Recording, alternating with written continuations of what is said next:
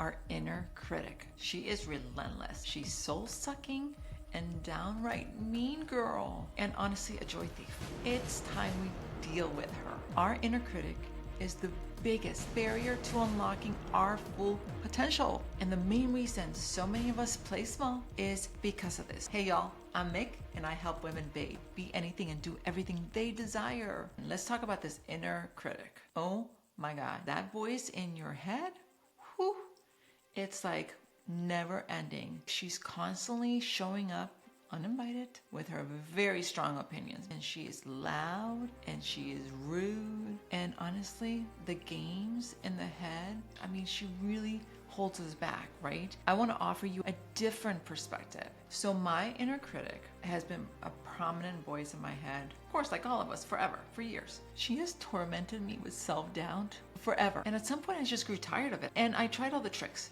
and nothing worked. So I decided to take like a different approach. There's a disclaimer here. In order for my hacks to be effective in your world, you must accept a few things as truth. Number one, your inner critic, she's actually not your enemy. She's trying to protect you. You must also yield to the fact that your inner critic is so powerful. Like, she has a massive influence over you, right? Lastly, you have to learn to just accept that she's not going anywhere, like ever. I don't care how successful you are.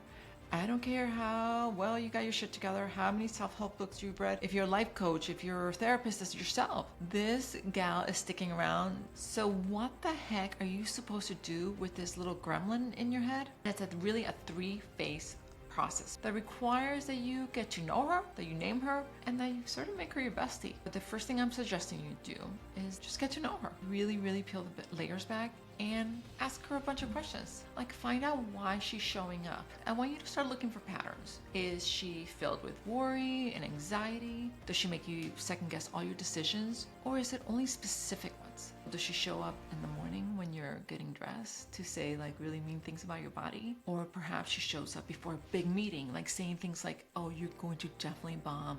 You're way out of your element. Or maybe you're trying to try something new, like a new hobby, and she's like, girl, you're never gonna be good at that. Don't even put yourself out there. The goal here is to really pay attention to patterns and really identify when she pops in your head. It's very likely that she's showing up in places to sort of put you in your place, because she doesn't really want you to play big. She really doesn't want you to take chances. She doesn't want you to get outside of your comfort level, because you doing this, you're running the risk of failing, of rejection, or getting hurt. So she shows up and doles up massive amounts of self-doubt so you don't do anything ever. And this is her way of protecting you, of guarding you, of keeping you safe. So anytime you want to try to do anything outside your comfort level, boom, she shows up. Now, for me personally, she shows up in a really crazy way. Like, whenever I have to put on a bathing suit, like the mean girl in me, whoosh, she's right there in the mirror, saying things to me, myself, like that I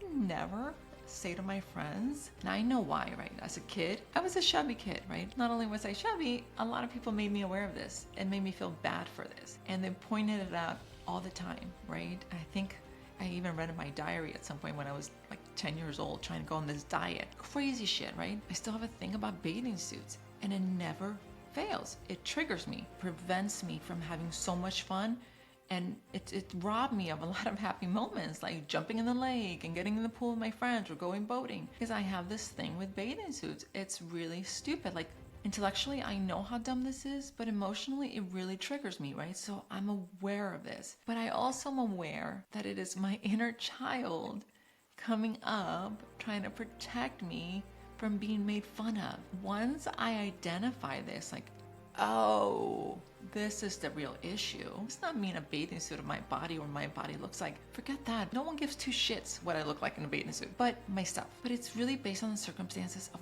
my childhood. So identifying this has been so helpful. You've got to pay attention to your own situations. When is she popping up? Try to figure it out. Like, you almost have to be a scientist. Like, oh, where are the patterns? Where's this happening? And once you do, you're like, aha. So once you identify the patterns and understand the deep root, the negative root from it, then I want you to name her. I know, it sounds so silly, but she's gonna be with you. So you may as well give her a freaking name. My inner critic's name is BB, because that was my childhood nickname. But it reminds me, it's such a quick reference for me. I'm like, oh, for you, I want you to think about a name, and I want you to just name her. Give her something that really resonates with you on your negative route. If you get really loud in your head with negative thoughts with career, and maybe it was because your I don't know, your first boss told you you're a complete idiot, and that's still sort of stuck in your mind, give your inner critic the name of your old boss who used to talk to you like this and be like, oh, that's the trigger point. Whatever you name her, make sure it snaps you into reality. After you name her, befriend her. She's not going anywhere. She's a lifer, like I said. No matter how, no matter what, she's gonna always sneak back in, because she's gonna fight like heck to protect you. So she will come in hot, wearing all kinds of disguises, with all kinds of lies. When you least expect it, she's like, boom. And she gets really creative and creates really crazy scenarios.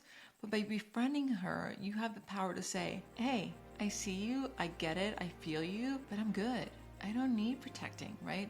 I can handle whatever comes my way, and I know you're scared, but I gotcha. And slowly but surely, you start doing it anyway.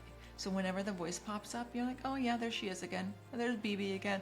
Okay, it doesn't matter. Still jump in the lake, put on the bathing suit, go have fun. So whenever the gremlin shows up, it's all good. I got this, I got this. So remember, get to know her, name her, and befriend her. Don't ever argue with her. Don't shut her down, because you can't. Remember, her job is to protect you, so she's always going to show up in one way. She's just a really shitty communicator, and says that in a really mean way because she wants you to listen. So she wants you to like stop in your tracks and from doing the thing, right? All I'm saying is let the thoughts come, take her by the hand, and whisper, I gotcha, don't worry about it, and do it anyway. Do whatever the thing is, do it anyway. So give it a try. Let me know what you think. Comment below. And while you're here, check out this video on remembering your strengths. Daughters of Giants.